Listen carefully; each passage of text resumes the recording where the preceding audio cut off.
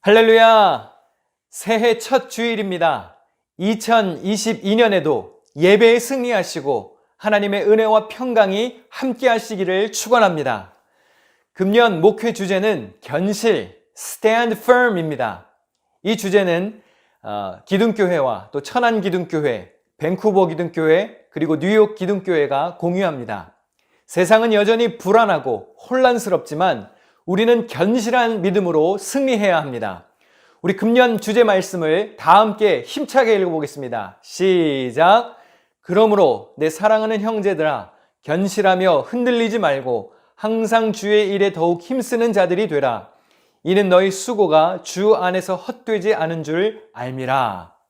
자, 우리 따라서 해보시겠습니다. 견실하며 흔들리지 말고. 우리 조금 더 크게 해볼까요? 견실하며 흔들리지 말고. 예나 지금이나 우리의 삶을 흔들고 믿음을 꺾으려는 것들이 있습니다. 세상이, 악한 마귀의 권세가, 주변의 사람들과 일들이 우리를 가만히 두지 않습니다. 2022년에도 위기는 계속 있을 것입니다. 우리 베드로전서 5장 8절과 9절을 읽어보겠습니다. 시작! 근신하라, 깨어라. 너희 대적 마귀가 우는 사자같이 두루 다니며 삼킬 자를 찾나니 너희는 믿음을 굳건하게 하여 그를 대적하라. 이는 세상에 있는 너희 형제들도 동일한 고난을 당하는 줄을 알미라. 어떠한 역경과 시련이 닥쳐도 견실하며 흔들리지 않는 그런 단단한 믿음을 소유하시기를 축원합니다. 1월 한 달 내내 네 교회, 한국의 기둥교회, 천안기둥교회, 그리고 미국에 있는 밴쿠버 기둥교회와 뉴욕 기둥교회가 이 견실, Stand Firm이라는 주제로 같은 말씀을 전할 것입니다. 큰 은혜와 감동이 함께 하시기를 축원합니다. 저는 기둥교회에서 자랐고 기둥교회에서 훈련받았습니다.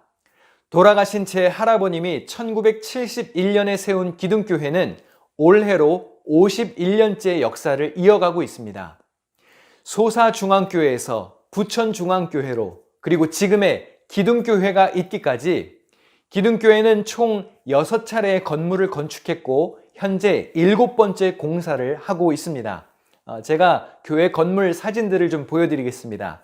지금 보시는 이 사진이 처음 지어졌을 때 소사중앙교회 시절의 사진입니다. 그리고 두 번째 성전, 그리고 선교관이 건축되었을 때의 모습입니다. 제가 이때 교회에서 살았고 놀며 자랐습니다. 그 다음으로 지어졌던 제3성전의 모습입니다. 참 멋있죠? 특별히 제3성전은 교회 내부도 굉장히 멋있었습니다. 안을 한번 들어가 볼까요? 예, 이렇게 회중석에서 강단을 바라본 모습이고요. 그리고 이 사진은 강단 쪽에서 회중석을 바라본 모습입니다. 아쉽지만 이 건물은 이제 존재하지 않습니다. 한 1km 정도 떨어진 다른 곳에 지금 보시는 비전센터가 건축이 되었고 몇 년 전에 기둥교회는 이 비전센터가 있는 곳으로 부지를 옮겼습니다. 교회 전체가 다 이사를 왔습니다. 그리고 비전센터 옆에 부속 건물인 부흥관이 함께 건축되었습니다. 그리고 현재는 비전센터가 리모델링 중이고 증축 중에 있습니다. 저는 한국에 와서 지금 이 비전센터 리모델링과 증축이 되고 있는 공사 현장을 가까이에서 볼 수 있었습니다. 현재 공사 중인 건물과 또 부흥관이라고 하는 건물은 특별히 내진 설계가 되어 있습니다. 내진 설계란 지진이 일어나도 그 진동을 견딜 수 있게 건축물의 내구성을 강화하여 설계하는 것을 말합니다. 지진이 일어나면 이렇게 위아래로 흔들려지는 상하 진동보다는 이 좌우 진동이 더 크다고 합니다. 그래서 이 수평 진동을 견딜 수 있게 건축물 내부의 이 가로축을 튼튼하게 만들어 건축물을 강화하는 것이 바로 내진 설계입니다. 한국은 1988년부터 내진 설계법이 시행되었습니다. 그 법에 따르면 3층, 높이 13m 이상의 건축물과 연면적 500제곱미터 이상의 건축물은 규모 6.0에서 7.0의 지진에 대응할 수 있는 내진 설계를 해야 합니다. 뉴욕은 그렇게 지진이 많이 발생하는 지역은 아니죠. 한국도 그리 자주 발생하지는 않지만 최근 중간 규모의 지진이 여럿 있었습니다. 그래서 한국도 이제는 지진 안전지대가 아니라고 말합니다. 그래서 내진 설계에 대한 관심이 많아졌습니다. 내진 설계를 하면 일반 건축보다 공사 비용이 많이 들어갑니다. 그리고 공사 기간도 오래 걸립니다. 건축이 다 끝나면 별로 티도 나지 않습니다. 시간과 돈만 더 들어간 것 같고 저게 내진 설계가 된 건지 안 된 건지 알 길이 없지요. 그러나 평소에는 아무 이득이 없는 것 같아도 지진이 나서 흔들리기 시작하면 내진 설계의 진가를 발휘하게 됩니다. 우리의 신앙생활도 마찬가지이죠. 아무 일 없을 때는 다 멀쩡해 보입니다. 신앙이 잘 서 있는 것 같고요. 모두 다 튼튼해 보입니다. 하지만 삶의 풍파가 들이닥치면 그것이 겉만 멀쩡한 성도인지 아니면 속까지 튼튼한 성도인지 내진 설계가 잘 된 성도인지 구분할 수 있습니다. 내진 설계가 잘 되어 있어야 지진에 건물이 무너지지 않듯이 영적 내진 설계가 잘 되어 있어야 삶의 위기에도 견실한 성도로 남을 수 있습니다. 오늘 본문 시편 62편은 신뢰시, 교훈시 혹은 지혜시 등으로 분류됩니다. 우리 본문 1절 말씀을 같이 읽겠습니다. 시작! 나의 영혼이 잠잠히 하나님만 바라며 나의 구원이 그에게서 나오는도다. 시편 기자는 잠잠히 하나님만 바라본다고 고백합니다. 그가 평화로운 환경에 처했기 때문에 그러는 것이 아닙니다.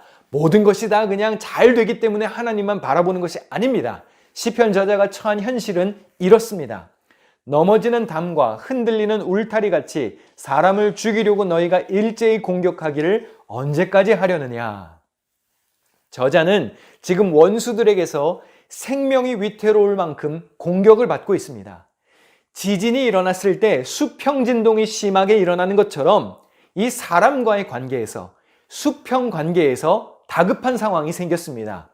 이럴 때 믿음을 가진 성도는 어떻게 행동해야 할까요? 건축물의 가로축이 든든해야 내진 설계가 되어 건물이 강화되듯이 원수의 위협에 맞설 수 있는 뛰어난 전략과 대응할 수 있는 공격으로 우리의 가로축을 강화하는 것이 상식처럼 보입니다. 그런데 저자는 오직 하나님 한 분만 바라본다라고 고백합니다. 인간과의 수평적인 관계에서 그 어떠한 반격과 저항을 하지 않습니다. 여러분 잘 들으셔야 합니다. 성도는 같이 맞서서 싸우는 것으로 이 가로축을 강화하는 것이 아닙니다. 내가 공격을 받는다고 해서 똑같이 반격하는 것이 능사가 아니라는 말이죠. 오히려 원수 앞에 침묵하는 의연함을 보이며 조용히 하나님을 바라보고 기다린다고 고백했습니다. 이 가로축이 아니라 영적 세로축을 강화하고 있습니다. 왜 그렇지요? 구원이 주님께로부터 임하기 때문입니다. 이것은 하나님을 향한 전적인 신뢰가 없으면 불가능합니다. 하나님과의 관계가 바르게 되어 있어야만 주님께서 이 가로축, 수평간의 관계도 든든하게 지켜주시는 것이지요. 여러분은 어려운 일을 만나면 어떻게 하십니까? 사실 위기 앞에서 잠잠하기란 쉽지 않습니다. 위기가 닥치면 우리는 오히려 말을 더 많이 하게 됩니다. 아이고 큰일 났다 호들갑을 떨기도 하고 왜 하필 나냐 억울함을 호소하지요. 내가 뭘 잘못했냐고 무죄를 주장하기도 하고 이것은 아니지 라고 따지기도 합니다. 그러나 우리의 입술에 말이 많아진다고 해서 근본적인 문제가 해결되든가요? 대개는 그렇지 않습니다. 오히려 동정심보다는 의심을 더 많이 받게 되는 경우도 있습니다. 그래서 시편 저자는 입을 굳게 다물고 하나님만 바라보기를 선택했습니다. 하나님을 전적으로 신뢰하는 사람은 잠잠히 하나님을 바라보며 그분의 정의와 그분의 공의가 이루어지길, 하나님의 뜻이 내 삶에 이루어지기를 기도합니다. 물론 이 세상에서는 잠잠히 있으면 바보 취급을 당합니다. 하지만 하나님을 굳게 믿고 의지한다면, 구원이 하나님으로부터 임한다는 것을 안다면 잠잠히 하나님을 기다릴 수 있습니다. 조용히 하나님만 바라보고 기다리는 자세, 그것이 바로 영적 내진 설계가 잘 된 성도의 모습입니다. 우리는 고난과 역경 앞에 내 목소리가 큰지 아니면 하나님이 말씀하시도록 내 소리를 줄이고 주님의 말씀에 귀를 기울이는지 생각해 보아야 합니다. 악인의 형통을 지켜본 시편 저자의 태도를 한번 보실까요? 시편 39편 1절과 2절입니다. 내가 말하기를 나의 행위를 조심하여 내 혀로 범죄하지 아니하리니 악인이 내 앞에 있을 때에 내가 내 입에 재갈을 먹이리라 하였도다. 내가 잠잠하여 선한 말도 하지 아니하니. 나를 괴롭게 하는 악인, 말씀대로 살지 않았음에도 불구하고 형통하는 악인이 지금 내 앞에 있습니다. 그런데 시편 저자는 입에 재갈을 먹이고 잠잠합니다. 재갈을 먹이고 아무 말을 하지 않습니다. 심지어 선한 말도 하지 않습니다. 자신의 입은 닫고 이 문제에 대한 하나님의 음성을 듣겠다는 것이죠. 사람은 공정하지 못합니다. 평정심도 지킬 수 없습니다. 그래서 스스로 문제를 해결하려다가 오히려 상황을 더 악화시키는 경우가 많습니다. 자신의 혈기와 자신의 감정으로 일을 그르치기보다는 하나님의 판단과 하나님의 공의에 이 문제를 맡기겠다는 시편 저자의 믿음인 것이죠. 이것이 바로 영적 내진 설계가 잘 된 성도의 모습일 것입니다. 물론 이것이 쉽지 않습니다.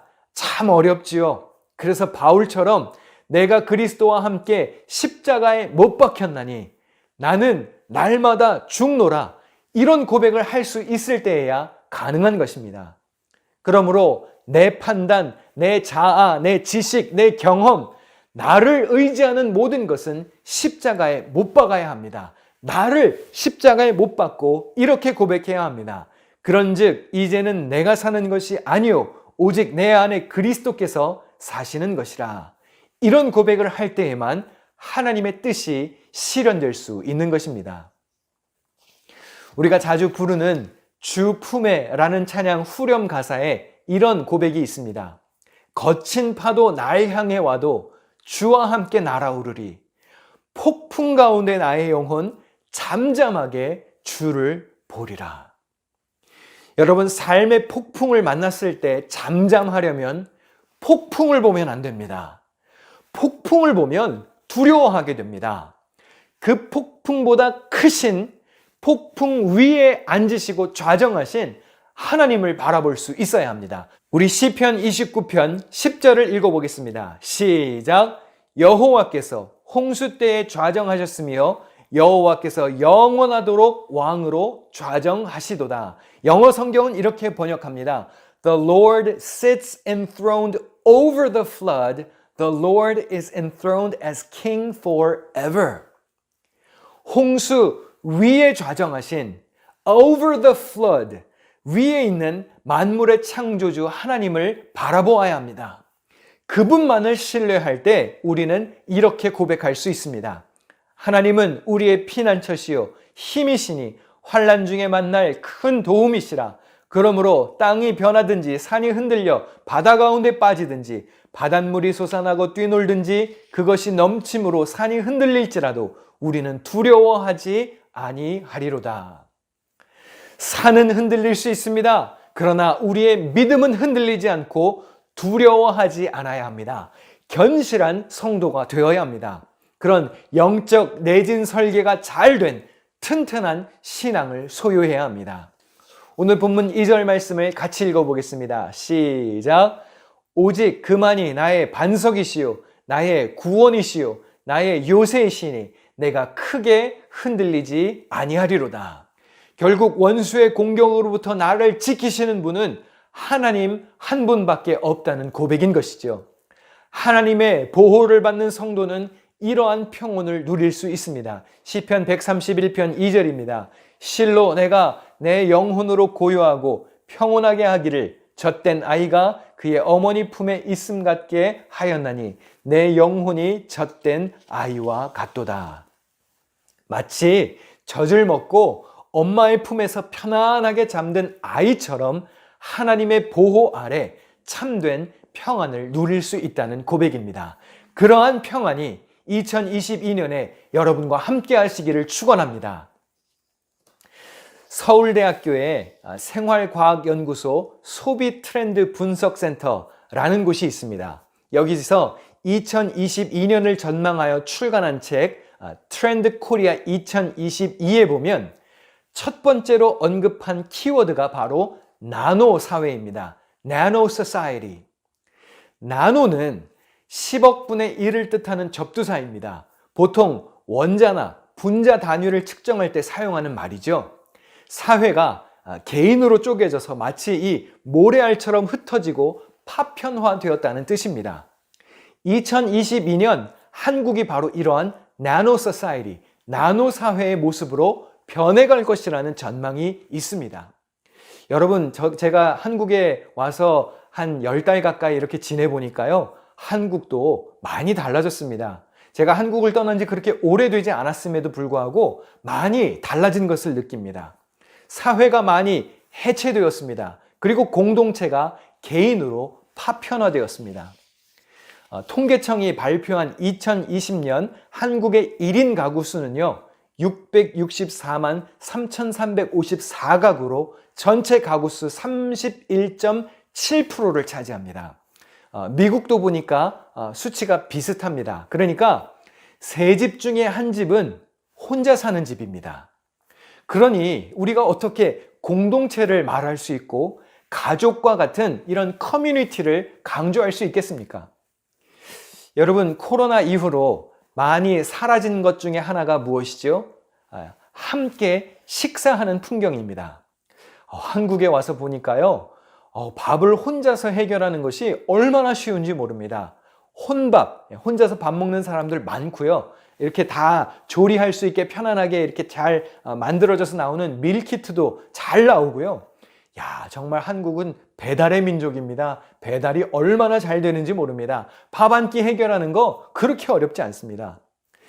회사의 회식도 다 사라졌고요. 교회의 친교도 가족 모임도 다 줄었습니다. 혼자 밥 해결해 먹는 사람들이 너무나 많습니다. 여러분은 이러한 현상이 좋으신가요? 아니면 아쉬우신가요? 놀랍게도 한국의 한 설문조사에 응한 사람의 48.1%가 같이 밥 먹는 자리가 사라져서 좋다고 응답했습니다. 특히 30대는요, 51.8%로 가장 높은 비중을 차지했습니다. 그러니까 기성세대는요, 회식하는 재미로 회사에 다녔고요, 함께 밥 먹는 기쁨으로 모였을지 모르겠습니다. 회식도 업무의 연장이라 여기고 필참했었죠. 그런데 지금은 다릅니다. 소위 MZ 세대, 이 밀레니얼스와 Z, Generation Z, Gen Z라고 부르죠. 이것을 합친 소위 말해 이 젊은 세대들이 모이는 삶의 자리는요, 먹는 자리를 피합니다. 코로나로 각종 모임이 사라지면서 누군가는 굉장히 아쉽고 안타깝지만 누군가는 빼앗긴 시간을 되찾아서 좋아한다는 것입니다. 우리 사회는 지금까지 같이, 함께 이것을 중시하는 공동체 문화였습니다. 그러나 지금은 따로, 혼자 이것을 더 중요시하는 개인주의 문화로 바뀌었습니다. 제가 한번 여쭈어 보겠습니다. 여러분은 여러분이 자주 가는 식당의 주인이 여러분을 알아보면 좋은가요? 아니면 불편하신가요? 기성세대는요, 자기가 자주 가는 단골 식당이 주인이 나를 알아보면 좋다고 답변했습니다.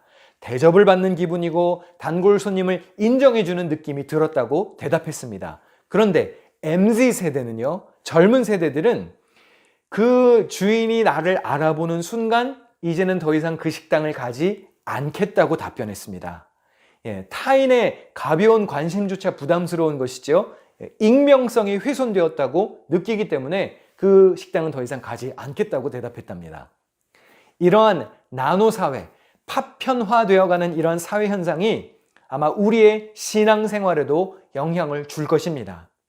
아마도 교회는 더 어려워질 가능성이 많고 예전처럼 신앙생활하기도 어려울 것입니다. 성경은 날마다 마음을 같이하여 모이기를 힘쓰라고 했는데 이제 아마 이런 모임들이 더 어려워질 것입니다. 대규모 집회, 공동 식사, 공동 활동, 수련회, 야유회, 친교회 시간 이런 모든 것들이 쉽지 않을 것입니다. 물론 그렇다 그래서 희망이 없다고 말하는 것은 아닙니다. 어쨌든 인간은 사회적 동물이기 때문에 누군가와 이렇게 연결되고자 하는 욕구가 있습니다. 다만 이제는 불특정 다수와 큰 무리와 함께 공동체를 이루는 방식에서 이제 개인의 취향에 맞는 이들과 연결되는 방식으로 바뀌어야 할 때가 왔음을 우리는 알아야 합니다. 교회는 이제 대규모 집회와 대규모 교육 시스템에서 성향에 따라, 가치관에 따라, 은사에 따라 더 세밀한 개인과 소그룹 맞춤형으로 양육체제를 전환해야 할 때가 왔습니다. 이제는 한자리에 많이 모였다고 자랑하는 시대가 아닙니다. 교회는 더 이상 규모와 사이즈를 자랑하는 시대가 아닙니다. 이제는 오히려 끈끈하고 친밀한 소그룹의 모임의 중요성이 커질 것입니다. 코로나 이후의 삶과 다음 세대 아이들을 위해 우리 교회는 2022년에 무엇을 준비해야 하고 또 미래를 위해서는 무엇을 결단해야 할까요? 분명 우리는 이전과 똑같이 살 수는 없을 것입니다. 이제 다음 주일 예배 때 우리 댄코 전도사님이 설교하면서 여러분에게 EM과 유스의 앞날을 생각하며 비전을 제시하고 또 변화의 예고를 전할 것입니다. 1987년 미국 이민이 최고조에 달했지만 이제는 모두가 다 이민교회의 위기라고 목소리를 모읍니다. 뉴스와 각종 매체가 이민교회의 앞날을 전망하는 소식들을 살펴보면 하나같이 다 암울한 소식들 뿐입니다. 이제는 이민자도 거의 없고 젊은이들은 더더욱 없습니다. 2017년에 난 기사에 따르면요, 이민교회의 2세들 70에서 80%가 한인교회를 다 떠난답니다. 70에서 80%입니다. 2세들은요, 고등학교 졸업하면 열이면 7, 8명은 한국교회 떠납니다. 여러분, 한국교회 떠나서 미국교회라도 가면 땡큐 할 일이죠. 젊은이들 중 2명 중 1명은 교회 자체, 신앙생활 자체를 포기한다는 설문조사도 있습니다. 코로나 이후에는 더욱 심해지겠죠. 전문가들은요, 다음과 같은 문제점들을 이유로 꼽습니다. 목회자들의 자질 부족, 영어권 2세 지도자 배출의 실패, 2세를 향한 관심 및 투자 부족, 1세들의 권위주의적인 태도와 갈등으로 인한 상처. 여러분, 이 이유들을 보면 제가 진단한 문제가 아니라요, 이민교회를 내다보는 전문가들이 진단한 문제들입니다. 그런데 여러분, 죄송하지만 이런 이유들은요, 100% 우리 어른들의 잘못입니다. 2세들이요, 20%에서 30%만 한국교회를 떠난다라고 하면 변명이라도 할 수 있죠. 그러나 80%가 떠난다는 것은 지금까지 교회가 무언가를 잘못했다는 것입니다. 여러분, 그럼 바뀌어야 하지 않겠습니까? 70에서 80%가 한국교회를 떠나는데 이민교회의 비전이 없다고 말하는데 이대로 가면 될까요? 분명 달라져야 합니다. 아마 지금 이 말씀을 듣는 분 중에서도 성인이 된 영어권 자녀가 한 교회에서 함께 신앙생활을 하지 못해서 아쉬움이 있는 분들도 계실 겁니다. 그렇다면 이대로 유지하면 될까요? 번거롭고 불편하고 싫어도 변화를 결단해야 하지 않겠습니까? 원래도 있었던 이민교회의 문제들이 이제는 더 극심해졌습니다. 그리고 코로나 이후에는 변화가 불가피해졌습니다. 동시에 다음 세대 아이들이 정착할 수 있도록 우리가 희생하고 바꾸어 가야 할 것들도 있습니다. 더 나은 모습으로 발전하는 전환의 발판이라 여기고 격려하고 지지하고 사랑하는 마음으로 교회의 모습을 바꾸어 나가야 합니다. 변화에 앞장서야 합니다. 성도들과 교회가 더욱 튼튼해지기 위해 영적 내진 설계를 더 잘할 수 있도록 이제는 시대에 맞게 체질 개선을 해야 할 때가 왔습니다. 물론 가장 중요한 것은 우리가 흔들리지 않는 믿음을 소유하는 것입니다. 아무리 시스템이 좋고 아무리 외적 환경이 좋게 바뀌어도 마음이 흔들리고 믿음이 연약해지고 교회의 등을 돌려버리면 아무런 의미가 없는 것이지요. 각자 튼튼한 영적 내진 설계를 해야 합니다. 신앙생활하면서 생기는 위기가 주로 어떻게 오지요? 하나님과의 수직적 관계에서 오는 경우는 별로 없습니다. 하나님 때문에 상처받는 경우는 별로 많지 않습니다. 대부분 다 사람과의 수평적 관계에서 오는 위기 때문에 신앙의 문제가 발생합니다. 하나님보다 사람들에게 실망하고 시험 들기 때문이죠. 내진 설계는 지진 발생했을 때 수평 진동을 견딜 수 있게 건물의 이 가로축을 튼튼하게 하는 것이 핵심이라고 말씀드렸죠. 영적 내진 설계도 마찬가지입니다. 당연히 하나님과의 관계, 즉 세로축도 든든하게 해야 합니다. 그리고 사람과의 관계, 공동체와의 관계도, 즉 가로축도 든든하게 해야 합니다. 내진 설계는 일반 공사보다 시간이 오래 걸립니다. 영적 내진 설계도 마찬가지입니다. 시간이 오래 걸리더라도, 어렵더라도 성도의 기본기를 다하려고 노력해야 합니다. 2022년에도 우리는 예배하기를 힘써야 합니다. 할 수 있는 대로 교회에 모여야 하고 온라인으로 예배하더라도 정성을 다해서 예배해야 합니다. 말씀 묵상과 공부에 최선을 다해야 합니다. 시간과 장소를 구별하여 기도하고 봉사하고 섬기고 복음을 전하고 선교하는 일에도 앞장서야 합니다. 여러분, 이것이 신앙생활의 기본, 기초, 밑바탕입니다. 이것이 잘 되어 있어야 내진 설계가 잘 되는 것입니다. 내진 설계는 일반 건축보다 비용도 많이 듭니다. 영적 내진 설계도 비용이 들더라도, 다시 말하면 나의 시간, 나의 정성, 나의 노력과 재물을 희생하더라도 믿음의 기초를 세우는 일에 우리는 힘써야 합니다. 시편 기자는 하나님을 신실하게 따르는 의인의 삶이 어떠한지를 보여줍니다. 시편 37편 24절 같이 읽겠습니다. 시작. 그는 넘어지나 아주 엎드러지지 아니함은 여호와께서 그의 손으로 붙드심이로다. 새번역 성경은 이렇게 번역했습니다. 어쩌다 비틀거려도 주님께서 우리의 손을 잡아주시니 넘어지지 않는다. 하나님이 붙들고 있는 견실한 사람은 넘어지지 않습니다. 할렐루야!